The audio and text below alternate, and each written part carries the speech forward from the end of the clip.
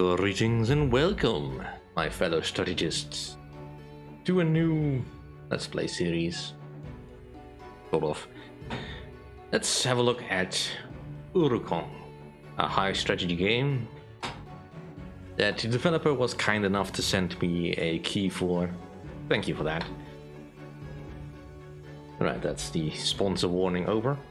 So what is Urukon? Well, it's essentially a sort of abstract high strategy game, as indicated by a high strategy and all that, that sort of resembles, for my part, a little bit like Euro-based board game, as in lots of moving parts, but actually still quite easy to oversee what else is happening, and also with quite an in-depth level of world building.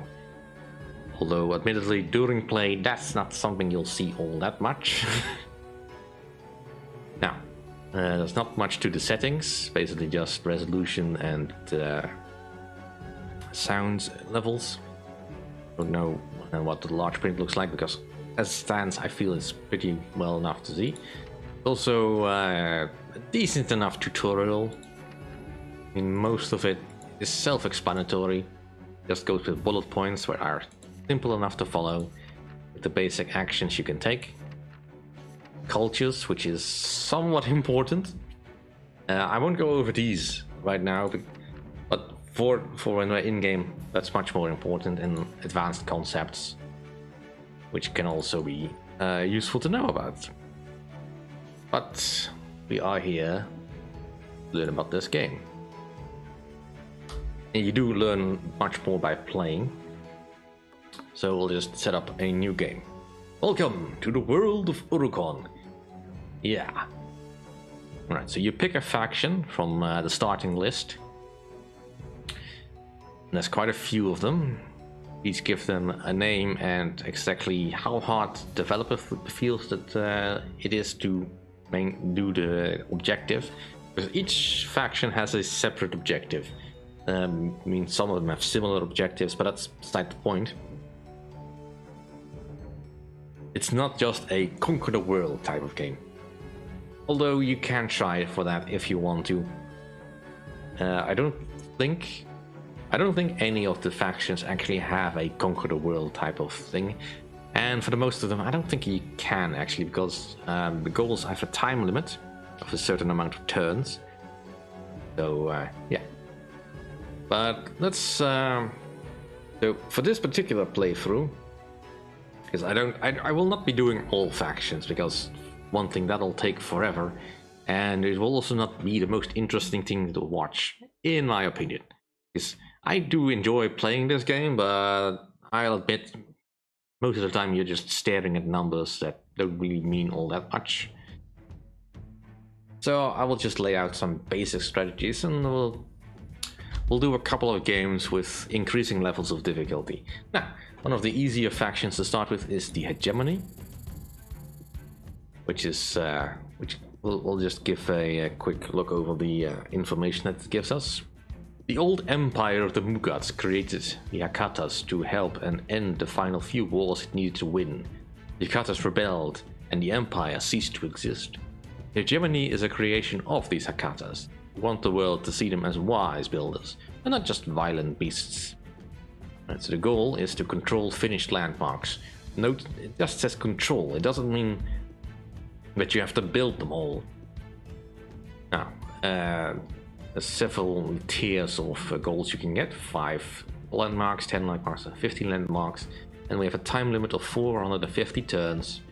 And as you can see, my previous best was a silver, because I played the Hegemony as the first thing, and I was still trying to figure out how everything worked. Just to give an indication of how difficult something can be. Now, you can only have one instance of a game open on every faction, which is important to note if you feel like stopping in between. So we'll just be starting a new game. And voila, we're in the game. Now, as you can see, we are the Black Faction, so all these cities are under our control. Here's our capital, Hegemony. You can actually just look at the capital city. They're in Hegemony, 100 current control with 100 equilibrium control. Basically, if our control were any higher or lower than this, it would automatically go back to 100, because that's what it wants to do.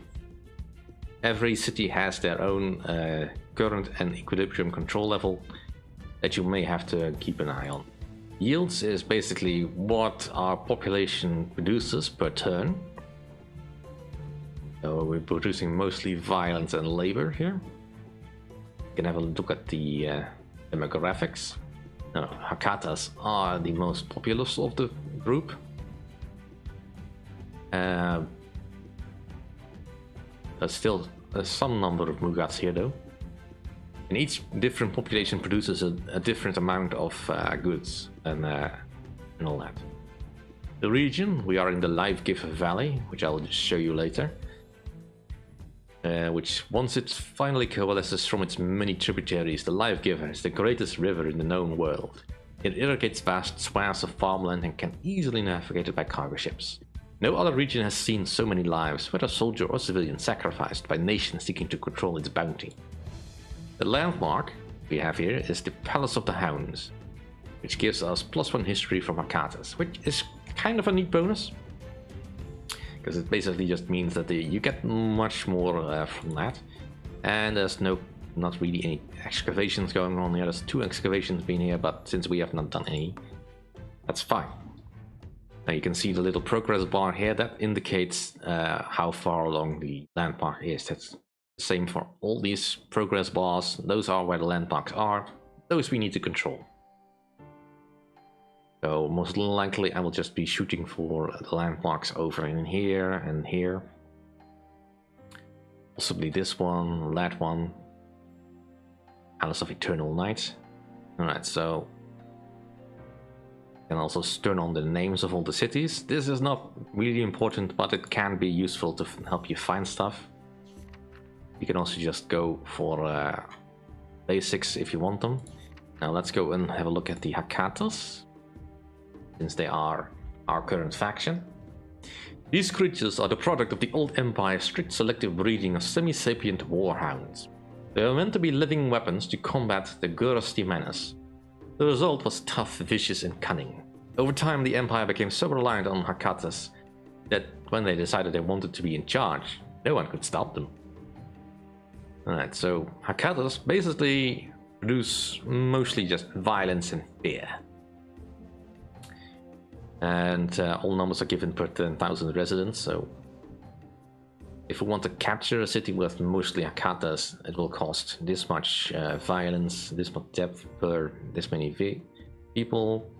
Similar with the negotiation, if you just want to buy a city, essentially. Stealing from them will probably yield you this, and infiltrating costs this many secrets and all that. And there's many cultures around here. Now, as for our immediate neighbors, we have the Fist, which are essentially just a league of self-proclaimed freedom fighters based out of the labyrinthine warren cities of Midden. They aspire to free the sapiens of the world from the yoke of caste and social stratum. Taking the revolution outside the Fist's well-protected heartland has however proven difficult. Well, they do have some Hakatas, but overall, we don't care too much about them. And there is Gratu. In the days of the old empire, the Khal and Gurazmok worked together to resist imperial domination. After the empire fell to its own creations, Gurazmok stayed cautious and consolidated his home region. This has left it in a good position to challenge the rise of a new power to the north. Essentially, us. So most likely Gurazmok will probably... yeah, they're in conflict with us. They will try to take stuff away from us. And the Khal is over here. In the days of the old empire, the Khal and Gurazmok worked together to resist the imperial domination. Yeah. The Khal took the opportunity to aggressively expand west. It overextended its resources so much that it couldn't keep a slave uprising from spiraling out of control with disastrous consequences. It cannot take any of the Gurasmog territory, so it cannot eat its green neighbor. Yeah, so basically the Khal used to own everything owned by the Last Stand, and they're essentially being pushed back. Beyond that, though, we don't really care because we probably will not be expanding into this region. Then there is the Fever Kingdom. After losing her entire brood to a violent purge, Gaza the Feverling knew that her people needed a nation of their own. A bitter civil conflict in the Shadow Sea provided the perfect opportunity. Yeah, mostly Feverlings. Now, I know that the Fever Kingdom actually wants to get as much their people in their kingdom. Which, if you have a look at the Feverlings, so most of the Feverlings live over here, although these cities belong to us. And of course there's Feverlings over in this valley, as well as some over here, and some over here. So most likely they will try to push to gain control over these areas. Now, you may be wondering, what the heck is a Feverling? Because I was curious about that. Reminiscent of a cross between a rat and a parasitic wasp, they are agile, streamlined, and equally comfortable in water and on land. Reproduction requires a living host. The host is paralyzed and stored away, to wait while the larvae grow inside it. The preferred method is to use land-dwelling creatures and store them in pockets of air deep underwater. Lovely. Yeah, this is a very, very unique world, with many different creatures that I don't fully understand how that came to be. That's actually for later. Let's see, regions. Now the Life Giver Valley, that's over here, we mostly control. We probably want to keep that control.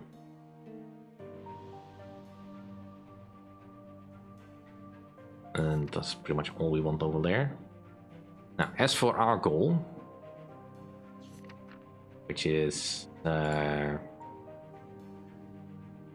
build landmarks, requires us to have labor. So let's just have a look at where we can get some of the best labor. Well, mostly all of our cities produce a decent amount of labor. Probably want to extend over here. Going north doesn't really help us with the labor department, but that's fine. Anything else we can't really get here.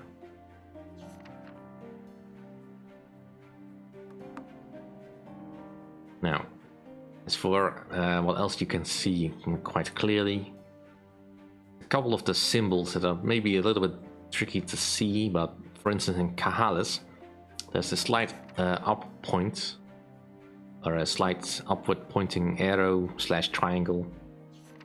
That basically means that prosperity is rising over here, which is good, because that means we can probably get more control, as instead of Yozo, which has a negative prosperity, but it is improving, so that's nice. But it does mean that the current control is a bit low because people are not happy. But none of that is truly important. What we want to do is gain control over the entirety of the Life Giver Valley, which means I need to get control of this city as well, because it's still in the Life Giver Valley. We probably have to deal with Malahar, which is neutral to us at the moment. You are neutral to us. You probably are consternated by us because we probably keep pushing you back. You are relaxed, yeah, because we're not bordering you directly yet.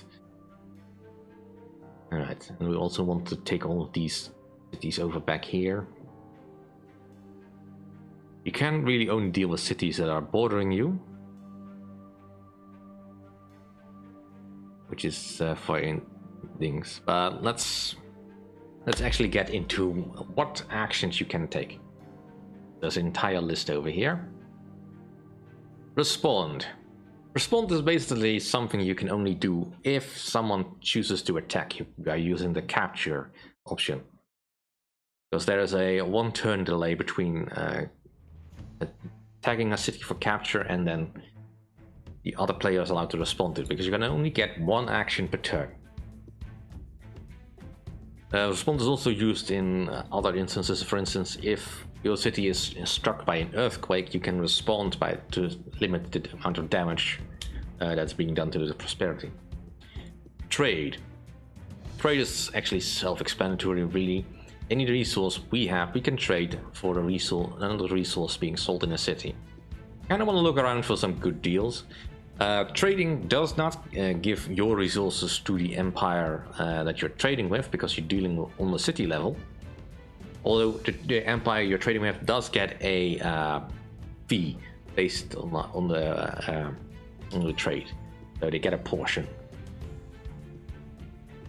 which is good to know. Which also means that we can trade with people that actually hate us, which is fine. And we need a lot of stuff to trade. Recruit, basically an action we can take on our own cities, then we can trade one of our resources with something else we need, like for instance violence or labor. Now you think maybe because we mostly want to build stuff, why do we need violence? You do need violence. You need basically everything on this list. Because if you do not have enough violence to protect your cities, then the others will just take them, no matter how good the relations are. I mean, I fully expect us to get fully attacked by Blue and by the Gurazmorg and the Fist, and possibly by the Fever Queen if she thinks she has a chance of taking any of our cities. Nurture, basically spend some resources to improve the prosperity in the city, which can help bring it better under your control, which in turn makes it much more difficult for an enemy to take your city through negotiation and possibly to capture. Steal, basically use a resource like violence or depth to take a little bit of something from your opponent. Can be useful, especially for the fear that it can cause, and well, we are quite good at it. Again, you're looking for good deals, because obviously we don't have enough of anything, and most nations around us start off with similar amounts of resources, although I don't know how long it will take. Infiltrate. Infiltrate is an action where you can use essentially some secrets to reduce the amount of points it costs to negotiate for the city. It is possible to get, well, a high number, I think 90% eventually, but infiltrate can fail critically, at which point you lose all progress, and it will tick down on its own over time. Now, capture, basically use violence and devices, so basically siege equipment, to take a city. This is the most direct path, and it takes like I said, one turn to activate it and another turn in which it either becomes yours or it doesn't, if the owner responds. Now, these gray square and these gray cities are independent, so they will not respond, and you can just take them whenever you wish. But you have to keep in mind, is it worth taking it? Negotiate. Essentially, it does the same thing as capture, but instantly, and it cannot be blocked, which is kind of annoying if the enemy keeps doing that to you. But you do need so many more resources, or a more wide variety of resources, and if you don't have them, well, then you're out of luck. Build, basically the action you take to build your landmarks.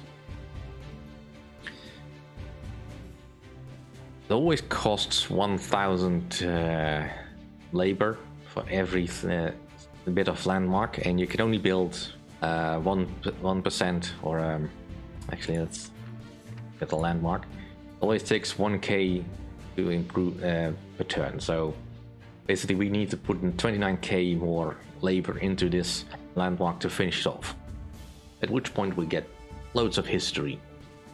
And these are a bit of an abstraction as to what they exactly are, like labor, goods, devices, history, secrets, violence, depth, love, and fear. Alright, well, I've nailed it on long enough. We'll continue this next time. Thank you for watching.